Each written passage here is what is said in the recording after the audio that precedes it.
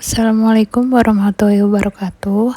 Saya Diajeng Aja Diana akan mempresentasikan hasil skripsi saya yang berjudul Pengaruh Karakteristik Dewan Direksi terhadap Manajemen Laba. Selanjutnya, latar belakang. Laporan keuangan merupakan sarana utama untuk mengkomunikasikan informasi keuangan entitas bisnis. Informasi laba memberikan dampak pada upaya manajemen agar selalu menunjukkan angka laba yang menarik bagi pengguna laporan keuangan seperti investor dan kreditor. Manajemen laba merupakan tindakan yang dilakukan oleh manajer dalam memainkan kebijakan maupun metode akuntansi tertentu untuk menghasilkan angka laba yang menarik. Penelitian terdahulu. Hasil penelitian Nurdalila Jamaluddin, Zuraidah, dan Amrizah Kamaluddin memperoleh hasil bahwa ketika atribut Dewan Direksi yang diteliti yakni komposisi Dewan Direksi, ukuran Dewan Direksi, dan lintas Dewan Direksi berpengaruh terhadap manajemen laba. Hasil penelitian Clarissa et al.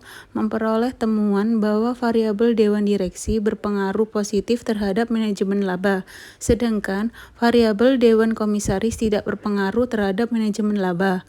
Hasil penelitian Hossam Alden et al. Memperoleh bukti empiris bahwa tidak selalu direksi dari luar entitas dapat memberikan pengawasan yang efektif. Rumusan masalah. Apakah ukuran Dewan Direksi berpengaruh terhadap manajemen laba? Apakah latar belakang pendidikan Dewan Direksi berpengaruh terhadap manajemen laba? Selanjutnya, tujuan penelitian.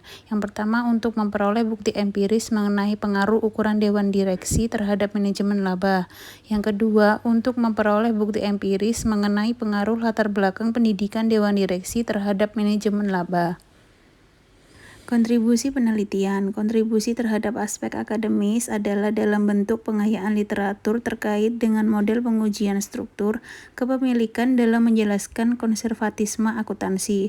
Untuk kontribusi terhadap aspek praktis, penelitian ini dapat menjadi referensi dalam pengambilan keputusan terkait dengan intervensi kebijakan perusahaan dengan memainkan mekanisme tata kelola dalam pilar struktur kepemilikan.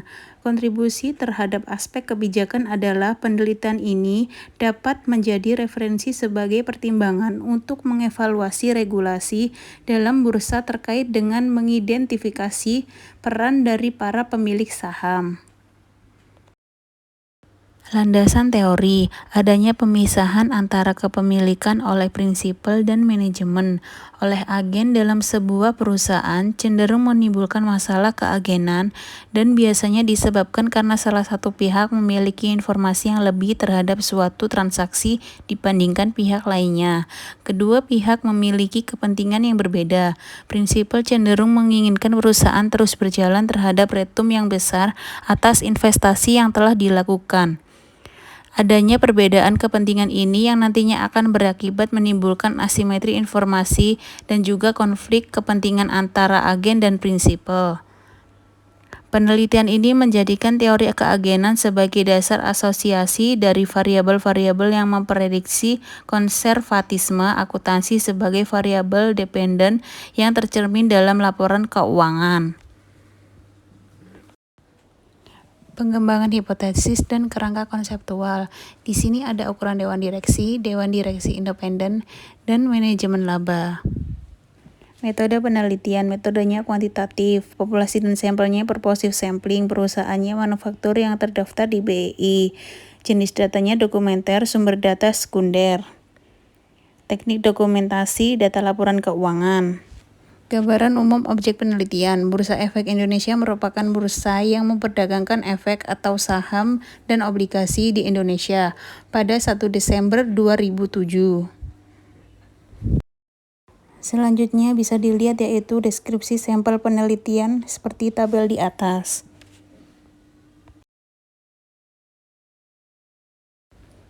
Berikutnya yaitu perhitungan manajemen laba.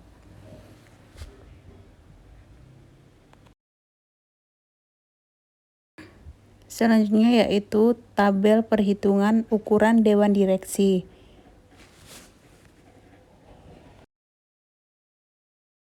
Berikutnya yaitu tabel perhitungan direksi pendidikan ekonomi dan bisnis. Uji statistik deskriptif. Jumlah data penelitian ini adalah sejumlah 159 buah. Pertama, distribusi nilai tingkat manajemen laba akrual dari tahun ke tahun yang merupakan proksi untuk mengukur manajemen laba. Kedua, deskripsi perolehan data berikutnya adalah hasil pengujian statistik deskriptif. Variabel ukuran dewan direksi diukur dengan jumlah dewan direksi pada tahun amatan. Selanjutnya, uji asumsi klasik. Dari hasil uji normalitas dengan grafik normal p-plot juga dapat disimpulkan bahwa data penelitian telah berdistribusi normal. Uji multikolinertitas. Dari tabel di atas, hasil ini mengindikasikan bahwa model regresi telah terbebas dari asumsi multikolineritas. Uji heteroskedastisitas. Dapat ditarik kesimpulan bahwa model regresi dalam penelitian ini tidak terindikasi gejala heteroskedastisitas. Uji regresi linear berganda. Nilai konstanta yaitu 0,024. Nilai koefisien regresi variabel ukuran dewan direksi yaitu 2,38. Nilai koefisien regresi variabel latar belakang pendidikan dewan direksi yaitu min 0,068. Hasil uji parsial yang pertama yaitu ukuran dewan direksi sebesar 0,993. Yang kedua, latar belakang pendidikan dewan direksi yaitu 0,011. Hasil uji simultan. Nilai signifikan dari hasil uji ANOVA-nya adalah sebesar 0,031. Interpretasi hasil. Hasil uji hipotesis pertama memperoleh indikasi bahwa latar belakang pendidikan dewan direksi berpengaruh terhadap manajemen laba akrual.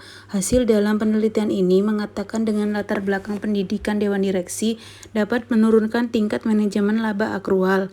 Riset empiris terdahulu yang telah membuktikan peran latar belakang pendidikan dewan direksi berdampak negatif terhadap manajemen laba. Sekian presentasi dari saya. Wassalamualaikum warahmatullahi wabarakatuh.